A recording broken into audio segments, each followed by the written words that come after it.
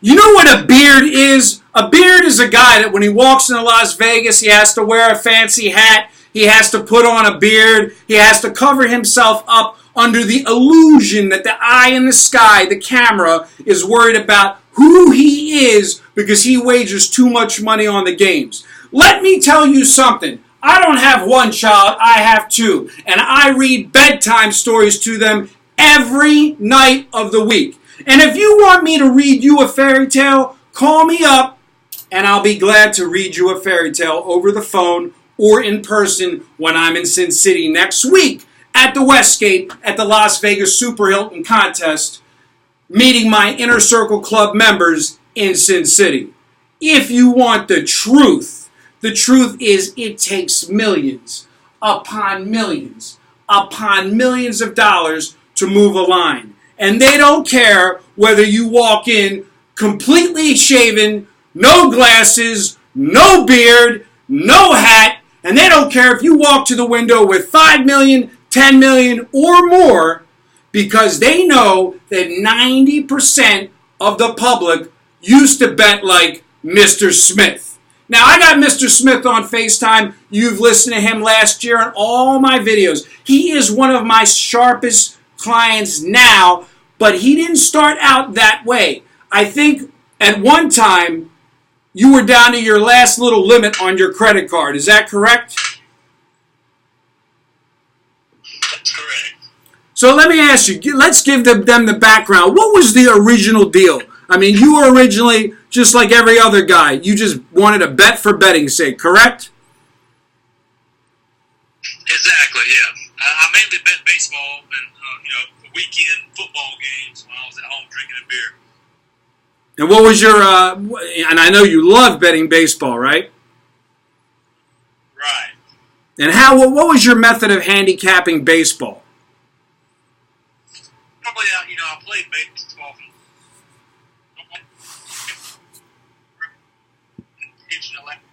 SARS, and basically that was it. And, I learned from you how to pay attention to streaks and dogs. I never played a dog. I played the best pitchers with the best team under you. So you were basically, if the pitcher was the better pitcher, he had the better ERI, you were all over him. He had the better win-loss record. Exactly. Right, so you didn't think like dogs had an opportunity to basically make profits in baseball. I mean, I knew they won occasionally, but I never understood when to bet them. Right. So tell me, how much money did you pick up yesterday on our 2-0? Well, I'm staying around 1,000 a unit right now, so I picked up around $5,000 because you had 2 plus 250 dogs. It was the Phillies and the Oakland Athletics. So in the last 2 nights, we had Philly plus 255 yesterday, and then I gave out Oakland Athletics after we went against them, where the Orioles swept them. And as you know, I attended one of the games last Sunday.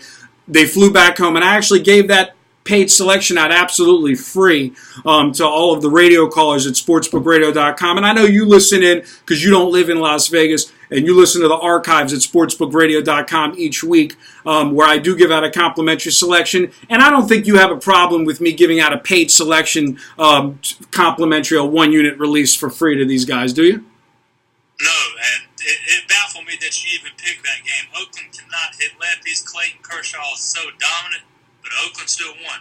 I never would have picked that in the past. So, again, you're talking all this pitching stuff, but you remember what I always say is if they're not pitching a complete game, they're not going to be in the 9th inning. And you're talking about the concept is that if you're going to be playing a pitcher, you just have to play the first 5 innings. Now, as you and I both know, you've learned a lot through this method of betting, which is less is more. I had a gentleman I was talking to yesterday, Kevin. He said he's only a dime player. But then when we drill down to it, a lot of guys say they're only dime players, but you and I both know you said the same thing, but then you were betting the whole board every Saturday and Sunday. Exactly, yep. So now you say you're a dime player, but you might play 5 dimes on one game versus playing 29 games a weekend for a dime. Correct. I just listen to your unit value. You give out a 3 unit, I'm going to pay 3 dimes on it. 2 unit, 2 dimes on it. So what do you do when my first game of the day is at 7 o'clock Eastern Standard Time, and I don't have a big game at 12 noon on Saturday in college football? Just it's got to work, man. Just focus. Just forget about it. Bet it and forget it. So, you know, what I... Stock market. Well, so that's what I was going to ask you. How has your lifestyle changed for the better, not talking about money, since you started betting this way? Forget about money. We know the winning is easy. Exactly. I mean, I do a few stock trades myself, but normally I trade a stock and I forget about it. You know, I had to start teaching.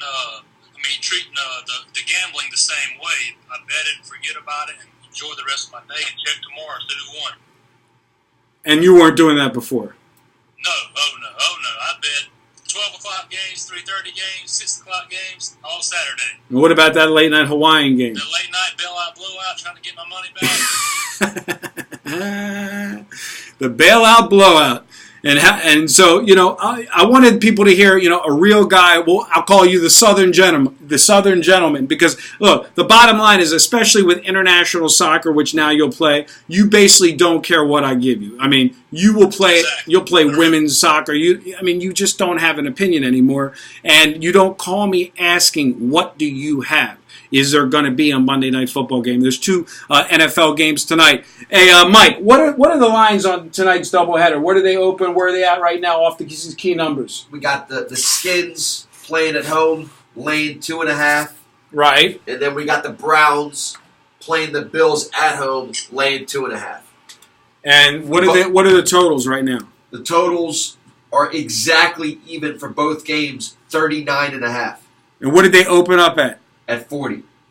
And so you're showing money coming in on the under and coming in on the dogs. Both the games are literally identical.